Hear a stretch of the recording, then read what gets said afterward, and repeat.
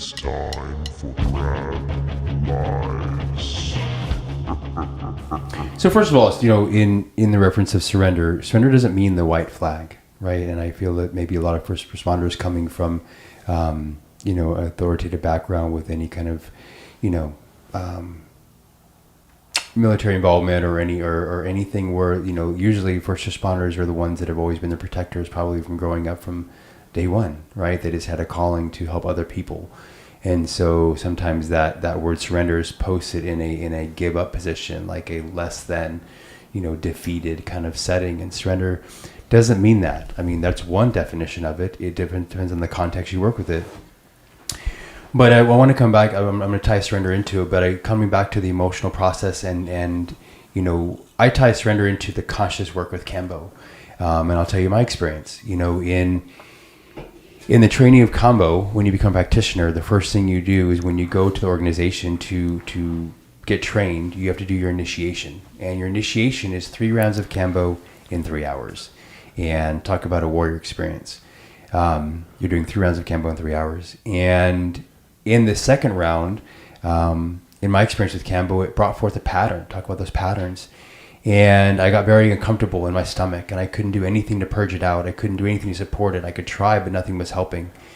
And I had to go into it. I had to surrender into it. I had to go consciously into that process and ask myself, like, what is this thing in my stomach?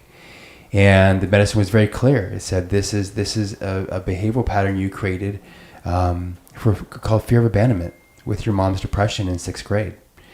And I had to sit with it and had to sit with the uncomfortability of it. And the medicine showed me that this pattern you developed of fear of abandonment helped you in the moment of 6th grade, but you've been running it for 30 years. And so it had me just feel the discomfort around that it actually was causing me. I thought it was helping me for the past 30 years, but actually feel the limitation that it caused. And I couldn't do anything to purge it out.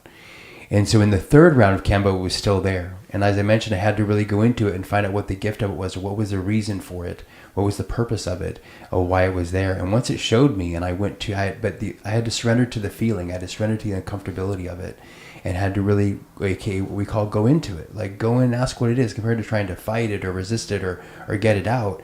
I had to sit with it and sit with the uncomfortability and surrender to that feeling, so then I get the clarity of it. And once I got the clarity of why it's there and why the process why I had to have that process, it just popped out like spit, like no big deal. And so that's just an example of surrender and doing your emotional work, or going and doing your inner work with your patterns or thought processes. And this work, it doesn't mean you sit here and put yourself down for things you've done in the past. That's not what we're talking about. It's about being able to understand, like, why you behave certain ways. Why are you triggered when your partner asks you to take the trash out?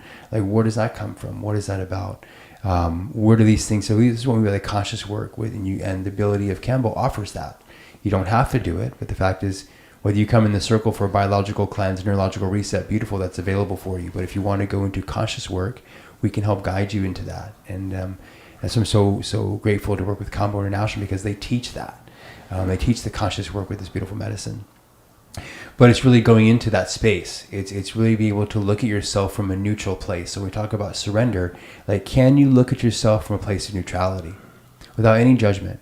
Can you look at yourself as an action that you did, or a thought maybe you had, without thinking that thought was good or bad, or that action was good or bad, and just be able to go into the underlying cause of, like, why maybe you reacted that way, or why you responded that way, or why you felt you needed to behave that way, and go into it just from a place of discovery. And, like, that's surrender. Surrender is being neutral with your own self. It's not giving up authority to something else, or giving up the power to something else. That's, like I said, one definition of it. But in working with Kambo, it's really surrendering to that communication, that intelligence, or that information that's already in your system, that's looking to offer something for you for more clarity around your being.